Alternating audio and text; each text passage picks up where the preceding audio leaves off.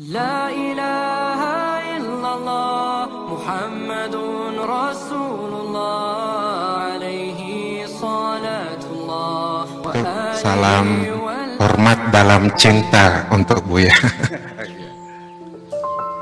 Sebenarnya saya ingin mengomentari puisinya Buya, tapi tadi menarik Buya sempat menyinggung tentang pentingnya berprasangka positif atau praduga baik pada orang lain.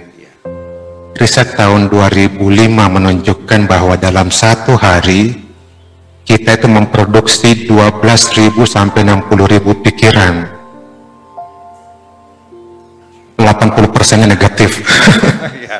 Jadi puisi Buya ini menantang kita untuk memberesi kecenderungan kita berpikir negatif. Bayangkan saja pikiran 12.000 sampai 60.000, 80%-nya negatif. Jadi puisi ini ajakan yang sangat bagus, dan ini menurut saya selalu disuarakan Buya ketika saya mengikuti ceramah-ceramahnya, baik di YouTube, terutama di YouTube selalu ya, dan di pertemuan langsung seperti ini. Sekarang saya bergeser ke puisi. Hari ini saya dapat banyak nilai penting. Yang pertama, warna dasar cinta tadi, yang di dalamnya itu ada rasa hormat. Dan kemudian Buya menggeser cinta itu menjadi lebih real dalam persahabatan. Dan kita diminta mengingat bahwa persahabatan itu idealnya membahagiakan. Sayangnya persahabatan itu rupanya punya level. Ada level dangkal di mana sahabat kita gampang pergi, dan ada yang level dalam di mana sahabat kita itu bisa setia. Orang Inggris menyebutnya a friend in need is the friend indeed. Tapi yang seperti ini sulit. Lalu sifat cinta yang dikatakan datang begitu saja, tidak perlu mempertanyakan alasannya, karena seperti itu cinta, dia datang tiba-tiba. Juga ada ajakan untuk miliki kepercayaan diri, tapi kita diminta hati-hati memahami kepercayaan diri ini. Orang yang benar percaya dirinya itu kokoh di tengah kekaguman orang, maupun di tengah ketidakkekaguman orang, mereka tetap kokoh dengan dirinya sendiri. Orang seperti inilah yang benar-benar menjadi dirinya sendiri apa adanya, karena nggak bersandar pada penilaian orang lain. Dan orang itu yang disebut sebagai orang yang percaya diri, ya stabil. Nah, lalu ada sedikit selingan di sini tentang pentingnya berjalan stabil dalam hidup meskipun sudah 3 kali putus cinta. Yang pertama pergi tanpa kembali, yang kedua membatalkan, dan yang ketiga karena suratan. Yang ketiga mati. Tapi gimana Bu? Yang ketiga mati. Ya, kecelakaan. Iya. Ya, jadi dia kokoh di situ, dan ada buahnya dalam kekokohan itu. Yang terbaik pasti keluar. Dan di sini kita kembali diingatkan bahwa lagi-lagi yakinlah bahwa apapun itu desain Tuhan. Bagi orang yang seperti ini akan keluar dari dirinya sendiri pernyataan tidak ada yang mustahil, karena semua dilihat sebagai desain Tuhan. Dan yang juga saya sering temukan, bukan hanya kali ini tapi dalam banyak informasi atau wejangan dari Buya, adalah pentingnya menjaga sensitivitas rasa kita pada orang lain, dan selalu lihat kebaikan orang lain. Meskipun kadang-kadang mereka menyisakan rasa sakit di kita, ingatlah kebaikan mereka. Juga dikeluarkan esensi persahabatan dalam puisi ini, bahwa esensinya itu perhatian. Ketika dalam persahabatan sudah nggak ada perhatian, Buya mengajak kita memilih mau pergi atau mau tetap di situ. Ya, boleh saja. Ya, jadi butuh hati yang kokoh memang dalam bertemu dengan macam-macam sahabat di dunia ini, karena levelnya tadi ada yang dangkal dan ada yang dalam. Dan kita juga diberitahu bahwa kegagalan kita dalam hidup itu salah satunya yang cukup dominan rupanya adalah kita tuh gampang bocor pada orang lain. Ya, ini jaga diri juga, nggak semuanya perlu diceritakan pada orang lain. Betul, betul.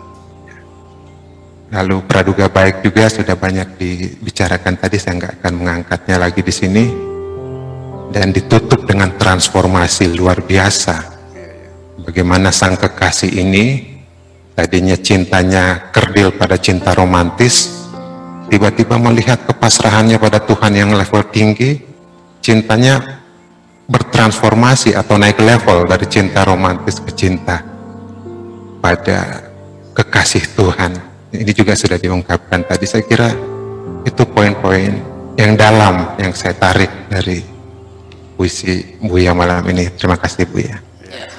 Terima kasih Prof. Han, seorang psikolog dari sana. Silakan Pak Buya, silakan ditanggapi. Oh iya, ya memang pada akhirnya kalau kita tahu itu kekasih Tuhan, ya kita harus mencintainya, jangan membenci. Kalau kita membenci kasih Tuhan, nanti Allah benci kepada kita. Nah sekarang saya punya anak kesayangan. Kalau engkau membenci anak kesayanganku, aku juga benci sama kamu. Ya kan begitu persoalannya. Tetapi ketika engkau menyayangi orang yang kusayangi, engkau juga pasti kusayangi. Itu kan logika dasar kita seperti itu. Kalau engkau ingin dekat dengan aku, coba dekatlah dengan orang yang kusayangi. Betul nggak? Nah, itulah makanya dalam aturan perwalian itu sengaja ditutup. Ya, orang tidak tahu mana waliullah itu. Karena itu sangat tertutup. Yang sifatnya konfidensial ya, di antara mereka saja. Orang awam tidak tahu dan banyak salah duga. Ternyata bukan wali. Masa wali ngaku sendiri saya wali? Ya nggak mungkin dong. Iya, wali itu menutupi dirinya. So kekasih itu pasti akan bersembunyi, tidak akan. Masa pacaran di atas panggung, ngaco kamu mah. Macam itu. Jadi artinya bahwa ketika kita ingin dekat dengan Allah, ya cobalah dekatlah dengan kekasih Allah, kan seperti itu. Jadi begini, nanti mah pada akhirnya wilayah itu atau kewalian itu bukan jabatan formal ya, tapi kedekatan dengan Tuhan. Bisa saja seorang wali lebih dekat daripada seorang nabi pada Tuhan, dan doanya lebih dikabul dari seorang nabi biasa. Seperti contohnya begini, Bupati Indramayu,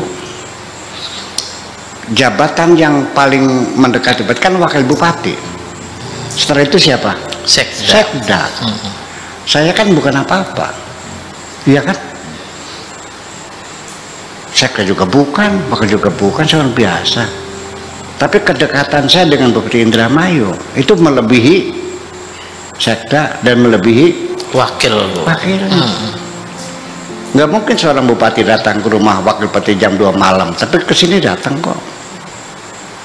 Paham nggak? Nah, ketika orang menyadari adanya saya ini orang yang dekat dengan bupati, banyak orang memberikan proposal, minta disposisi, minta rekomendasi. Ya kan begitu.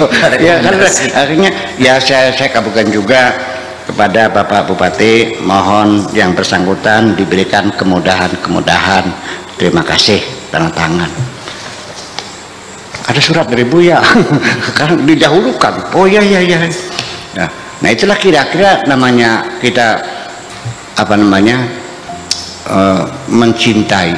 Jadi kenapa disembunyikan? Andaikan wali itu terbuka, kamu ini akan menambah dosa aja. Sebab kalau kamu sudah tahu dia wali, ketika kamu melawan, kamu berdosa. Nggak nurut, kamu berdosa. Makin banyak dosanya kan. Jadi ada hikmahnya juga wali itu disembunyikan, itu persoalannya. Iya. Jadi artinya bahwa ketika engkau memusuhi seorang wali, ya sama dengan memusuhi Tuhan juga. Karena wali itu apa yang dikatakan, apa yang diingin oleh Tuhan kok. Seorang wali itu orang yang tidak punya kepentingan pribadi sama sekali. Apa yang dikerjakan semuanya hanya untuk Allah semuanya. Itu aja persoalannya. Ya, nanti wali ada pangkat-pangkat sebagainya kan gitu. Nah, kemudian lagi orang kadang-kadang